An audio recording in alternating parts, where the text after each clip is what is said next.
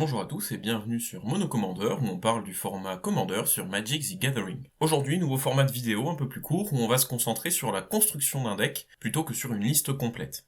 Pour ce premier épisode, on s'intéressera à un nouveau commandant de Commander Legends, Aromie of the Dead Tide. Aromie est une carte très intéressante car il existe des dizaines de façons différentes de construire autour. C'est une 1/4 pour 1 incolore et 10 mire, soit bleu-noir. C'est un ondin et sorcier, deux types de créatures potentiellement intéressants. Il possède une seule capacité qui dit engagez Aromie, exilez autant de cartes de votre cimetière que le nombre d'adversaires que vous avez, la carte de créature ciblée depuis votre cimetière gagne encore jusqu'à la fin du tour, et son coût d'encore est égal à son coût converti de mana. Encore est une des nouvelles capacités de Commander Legends qui dit exilez la carte avec encore et payez le coût de mana associé. Pour chacun de vos adversaires, créez un jeton copie de la carte exilée qui doit attaquer cet adversaire ce tour si possible, et ces jetons acquièrent la célérité. Sacrifiez-les au début de la prochaine phase de fin, n'activez cette capacité que lorsque vous pourriez jouer un rituel. Pour résumer, il nous faut un moyen de remplir notre cimetière, chaque activation d'Aromie coûtant dans une partie à 4 joueurs 4 cartes dans notre cimetière, 3 pour le coût d'activation, plus celle ciblée.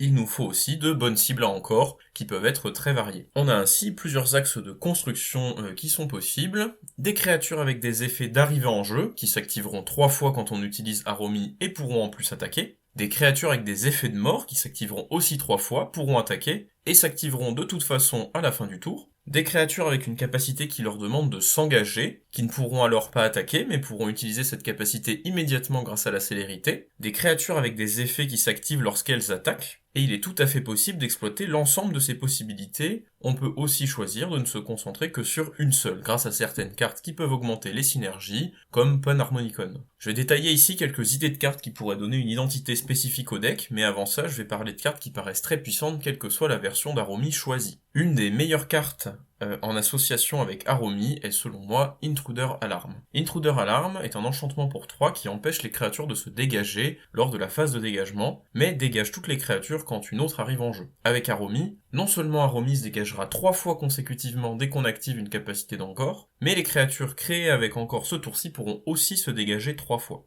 Cette synergie permet de mieux comprendre comment certaines cartes peuvent être très bonnes dans le deck, par exemple toutes les créatures s'engageant pour du mana, qui seront meilleures que les classiques outils d'accélération. On peut citer les Myres avec Leaden Myre, Palladium Myre, Alloy Myre ou Silver Myre, qui se rembourseront tout en s'accélérant et qui avec signal d'alarme permettront de générer des tonnes de mana. On a aussi des accélérateurs qui remplissent notre cimetière et paraissent indispensables dans n'importe quelle liste avec Millikin ou des range assistants. On peut aussi ajouter quelques producteurs de mana plus originaux avec Soldevi Adnate qui ajoutera 2 noirs, Priest of Gix qui ajoute du mana en arrivant en jeu et peut donc attaquer, ou encore Witch Engine qui produit beaucoup de mana coloré sans contrepartie réelle. Il faudra aussi, quelle que soit la liste, des outils pour remplir le cimetière, on pourra citer les meilleurs comme Stitcher Supplier ou Crow of Dark Tidings, meulant en arrivant en jeu et en quittant le terrain, permettant de multiples activations futures d'Aromie. On peut aussi citer Emry, Lurker of the Loch, qui nous donnera un peu de récursion pour nos artefacts, ou encore Giruda Doom of Depths, qui pourra en plus réanimer des créatures gratuitement. Maintenant qu'on a l'essentiel du deck, on peut le compléter comme on veut. Vous préférez une version combo, on y rentrera le plus possible de cartes qui permettent de dégager Aromie, comme Vizier of Tumbling Sand, Corridor Monitor ou Affeto Alchemist, qui avec 3 copies permettent de dégager 3 fois Aromie ou un générateur de mana pour continuer à creuser son deck en attendant signal d'alarme. On peut gagner la partie avec Oracle de Tassa par exemple. Si vous préférez faire beaucoup de value pour gagner la partie, des cartes comme Ravnus Chupacabra, Agadim Occultiste, Beguiler of Will ou Vindictive Lich rempliront des rôles différents, mais seront toutes très puissantes quand elles arrivent en jeu 3 fois. Vous préférez les decks tribaux, remplissez votre deck de zombies avec les nombreux généraux les boostant comme Lord of the Accursed ou Lord of the Undead, et des outils de dégagement pour une attaque très puissante lors d'un même tour. Vous préférez les aristocrates? Master of Waves, Sengir Autocrate, Rotlung Reanimator vous donneront plein de jetons à sacrifier, tandis que Zulaport Cutthroat, Vengeful Dread ou Vindictive Vampire vous offriront plein d'effets de drain en mourant tous en même temps, surtout s'ils ont été joués avec encore. Si vous aimez les dégâts plus directs, rien ne vous empêche de jouer des cartes comme Kokusho The Evening Star pour un effet de drain massif, ou encore Calastria Healer pour drainer lentement les points de vie adverses. Concernant la pioche, on peut envisager des cartes comme Disciple of Bolas, Seagate Loremaster, pour une nouvelle synergie alliée, ou encore Zubera of Floating Drains pour une pioche de 9 pour seulement 2 de mana. On peut aussi viser à la fois pioche et remplissage de cimetière avec des cartes comme Magus of the Bazaar, ou South Courier. Il y a plein de façons de construire ce deck, on peut imaginer une version se basant sur l'infection par exemple, les marqueurs poison mettant la pression même depuis notre cimetière grâce à la célérité, et avec des cartes comme Blighted Agent, qui est imbloquable et peu cher et qui pourra infecter tous nos adversaires, Corprawler, qui en plus d'être une 2/2 infection, nous donnera une triple prolifération quand elle quitte le terrain grâce à Encore. Ou enfin Ichor Rats, qui donnera